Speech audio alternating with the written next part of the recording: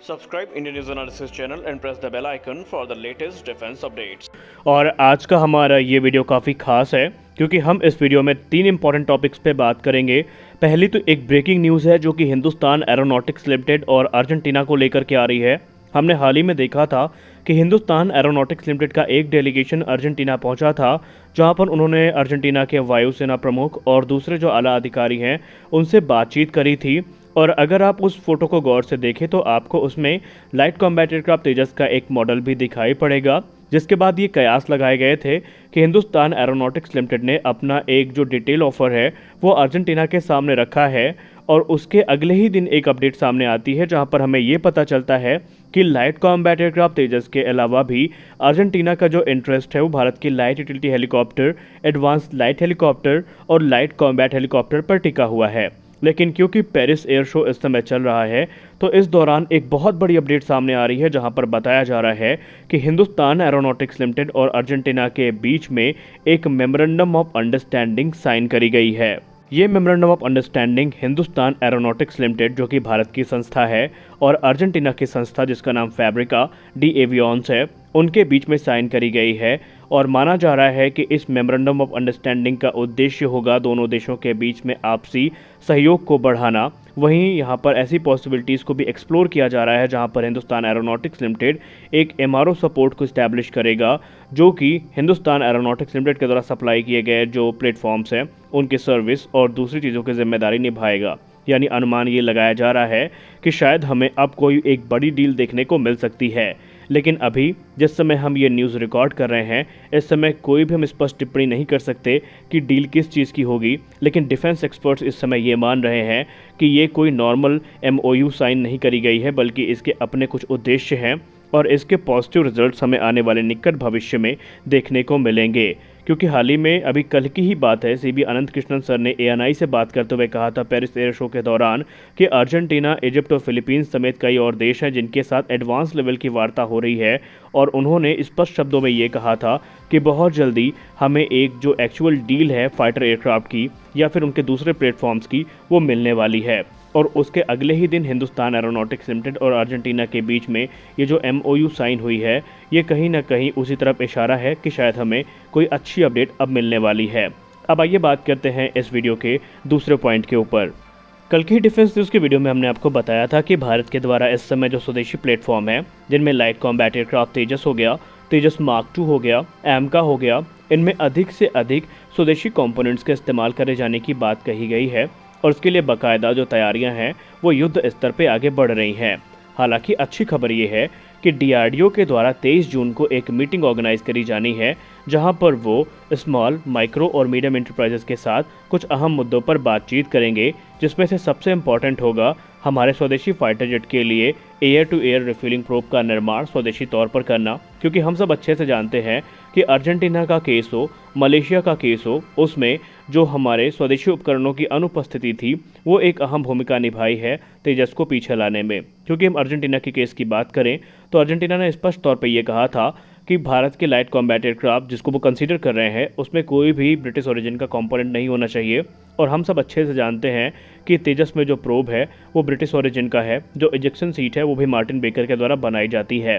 तो इन्हीं सारी दिक्कतों को टैकल करने के लिए डीआरडीओ के द्वारा अब युद्ध स्तर पर काम शुरू किया जाएगा।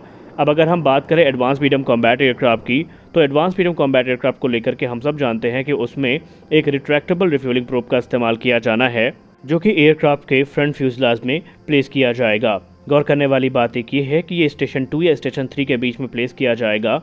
अब अगर हम रिट्रैक्टेबल रिफ्यूलिंग प्रोब की बात करें तो ये अलग अलग कंपोनेंट से मिलकर बनता है, जिसमें probe nozzle, weak link, extension और retraction mechanism, hydraulic motor, probe light और भी दूसरी चीज़ें होती हैं।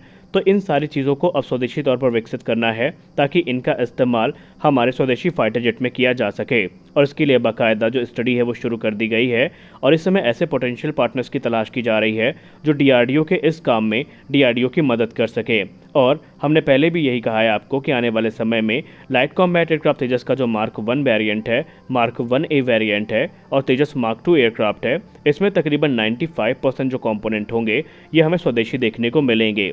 खैर अगर हम रक्षा मंत्री राजनाथ सिंह जी की बात करें तो उन्होंने तो स्पष्ट शब्दों में ये कह दिया है कि आने वाले 1 दशक के अंदर जो लाइट कॉम्बैट एयरक्राफ्ट तेजस है इसे 100% स्वदेशी किया जाएगा और उसमें आपको शायद ही कोई विदेशी कंपोनेंट इस्तेमाल होता दिखाई पड़े। इसके लिए जो ज़रूरी कदम है वो ऑलरेडी उठाए गए हैं। अच्छा, ये कदम क्यों ज़रूरी हैं, आइए इसको भी समझते हैं।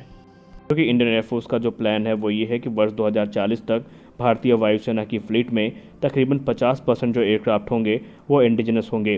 और ये प्रोग्राम कैसे पूरा होगा, आइए इसको भी समझ लेते हैं डिटेल में। मार्च 2023 में भारत के पार्लियामेंट में इंडियन एयरफोर्स के रिप्रेजेंटेटिव के द्वारा एक रिपोर्ट प्रेजेंट करी जाती है, जहां पर इंडियन एयरफोर्स के जो इंटेंशन है वो सामने रखे जाते हैं और रिप्रेजेंटेटिव के द्वारा कहा जाता है कि Indian air force indigenous fighter jets के डेवलपमेंट को पूरा समर्थन दे रही है और तेजस मार्क 1 प्रोग्राम इंडियन एयरफोर्स के लिए बहुत इंपॉर्टेंट है, क्योंकि न सिर्फ इसने भारत को स्वदेशी 4.5 जनरेशन का एयरक्राफ्ट दिया है, बल्कि इंडियन एयरफोर्स कॉन्फिडेंट है इस चीज़ को लेकर के कि आने वाले समय में जो हमारे ये इंडिजिनस फाइटर एयरक्राफ्ट हैं ये पुराने एयरक्राफ्ट को रिप्लेस करने में हमारी सहायता करेंगे। इंडियन एयरफोर्स के प्लान के बारे में बात करते हुए उन्होंने कहा कि फिलहाल इंडियन एयरफोर्स 73 की संख्या में तेजस मार्क 1A जेट्स को इंडक्ट करने वाली है और ये फेज्ड मैनर में होंगे और इसके बाद 108 की संख्या में Tejas mark 2 fighter aircraft Indian air force को ज्वाइन करेंगे, जो कि 2028 से प्रोडक्शन में आएंगे और ये तकरीबन 28 एयरक्राफ्ट प्रतिवर्ष की दर से भारतीय वायुसेना को ज्वाइन करेंगे। इस बात की पूरी संभावनाएं लगाई जा रही हैं। इसके बाद 2040 तक भारतीय वायुसेना के पास 140 ऑपरेशनल एमका फाइटर जेट्स होंगे, जो कि इंडियन एयरफोर्स की ताकत को बढ़ाएंगे। उन्होंने संसद में ये भी कहा कि इंडियन एयरफोर्स का प्लान और भी ज़्यादा है। दरअसल इंडियन एयरफोर्स इस समय एडिशनल 50 तेजस मार्क 1A जेट्स को कंसीडर कर रही है ऑर्डर करने के लिए। इसके अलावा जब 108 तेजस एयरक्राफ्ट या तेजस मार्क 2 एयरक्राफ्ट इंडियन एयरफोर्स को ज्वाइन कर चुके होंगे तो एडिशनल 50 तेजस मार्क 2 का ऑर्डर भी इंडियन एयरफोर्स के द्वारा दिया जाएगा, जो कि कुछ अपग्रेड्स के साथ में आएंगे, जैसे कि इनके इंजन, इनके एवियोनिक्स और इनके सेंसर्स में अपग्रेड किए जाएंगे। और इस प्रकार 2040 से 45 तक भारतीय वायुसेना में 50% एयरक्राफ्ट ऐसे होंगे जो कि इंडिजिनस होंगे, यानी भारतीय वायुसेना के फ्लीट में 50% जो इंडिजिनस फाइटर एयरक्राफ्ट हैं वो ऑपरेशनल होंगे। और बहुत मुश्किल है कि 2028 के बाद भारतीय वायुसेना किसी विदेशी फाइटर की तरफ नज़र भी डाले।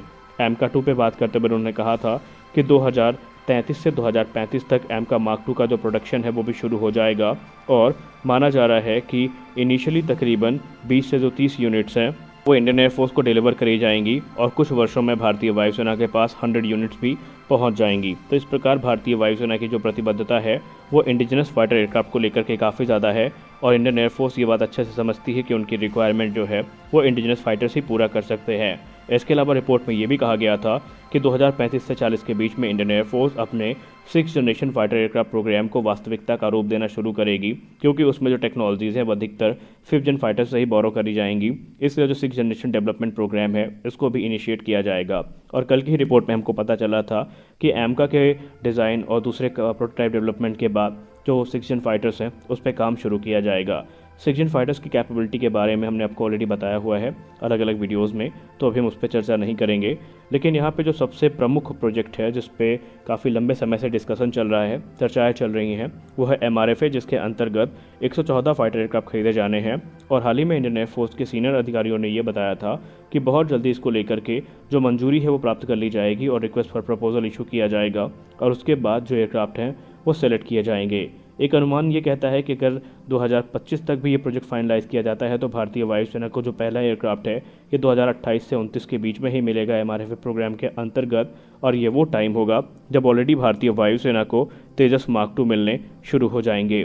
यानी ये सारे प्रोग्राम हमारे लिए बहुत महत्वपूर्ण हैं और इसी प्रकार भारतीय वायुसेना अपने निर्धारित 42 स्क्वाड्रन की जो क्षमता है उसको प्राप्त कर सकेगी। इसके अलावा जो पुराने फाइटर जेट्स हैं जैसे कि सुखोई 30 MKI हैं, इनको ऑलरेडी अपग्रेड देना शुरू किया गया है, क्योंकि ये वर्ष 2040 तक इंडियन एयरफोर्स का हिस्सा बनेंगे। और आपको याद होगा इसी वर्ष की शुरुआत में एक रिपोर्ट सामने आई थी जहां पर कहा गया था कि 6th जनरेशन फाइटर एयरक्राफ्ट से सुखोई 30 MKI को रिप्लेस किए जाने का प्लान सामने आया है। तो आज के इस वीडियो में बस इतना ही। हम आशा करते हैं कि ये वीडियो आपको अच्छी लगी होगी। वीडियो अच्छी लगी तो वीडियो को लाइक करिए, नए हैं तो चैनल को सब्सक्राइब करिए। मिलते हैं अगले वीडियो में, तब तक के लिए जय हिंद।